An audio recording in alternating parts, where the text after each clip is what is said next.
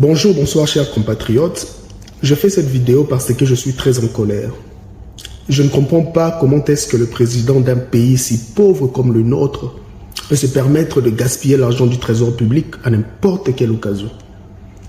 Il y a à peine 7 jours, il était à Dubaï, où il a organisé un méga concert avec ses musiciens préférés. Nous n'avons pas réagi, nous n'avons rien dit parce qu'il était convalescent. Mais c'est comme si ces moments de loisirs et de détente ne lui ont pas suffi. Les voilà qui annoncent qu'il sera au Maroc pour soutenir les léopards de la RDC.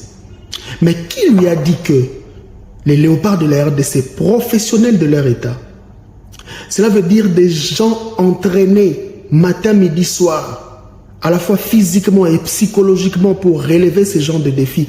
Qui lui a dit que ces léopards ont besoin de sa présence au Maroc pour gagner ce match? Qui lui a dit ça?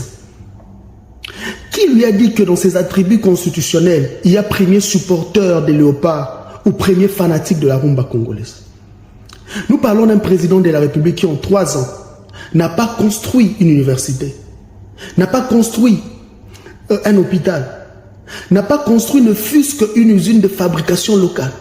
Nous parlons d'un président de la République qui a fait le tour du monde pour demander aux investisseurs étrangers de venir en République démocratique du Congo, investir 50 millions, 100 millions, 300 millions de dollars. Mais est-ce à nous de lui rappeler que 1 million de dollars dépensés 300 fois font 300 millions de dollars? On croirait qu'on a affaire à quelqu'un qui a hérité d'une grande fortune, des jets privés qu'il utilise à sa guise. On allait aussi comprendre s'il voyageait en vol commercial, en classe économique ou encore en classe des affaires. Pourquoi est-ce que le peuple congolais doit à tout moment affréter un avion, payer les billets pour de fortes délégations et du président de la République et de la première dame pour des voyages qui ne nous rapportent rien du tout?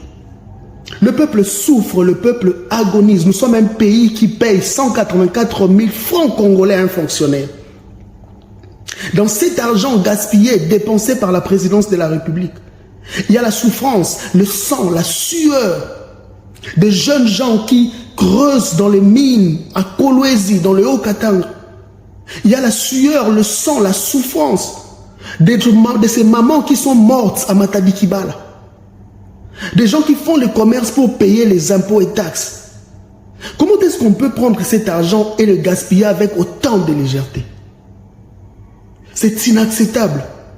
C'est vraiment inacceptable. Moi, je ne comprends plus. Je ne comprends plus. Comment voulez-vous que l'équipe nationale puisse gagner dans ces conditions? Comment voulez-vous? Citez-moi le nom d'une seule équipe d'un pays pauvre qui a remporté la Coupe du Monde ces 40 dernières années. Citez-moi une équipe. Le football est certes une affaire de talent, mais ça demande aussi les moyens qu'on n'a pas.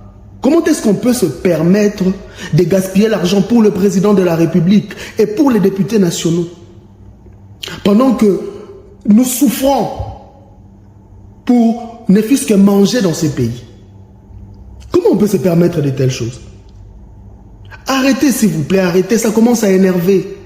Ça commence à énerver sérieusement. Le trésor public, ce n'est pas la caisse du président de la République.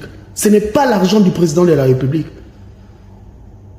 Cet argent-là n'est pas là pour que le président de la République puisse l'utiliser comme il veut, quand il veut, non. Laissez les professionnels jouer. Les léopards, les footballeurs sont des professionnels. Et ils ont été entraînés pour relever des défis avec ou sans supporters. Laissez les professionnels jouer. Pourquoi voulez-vous gaspiller l'argent? Pourquoi voulez-vous énerver les gens? Pourquoi? Pourquoi?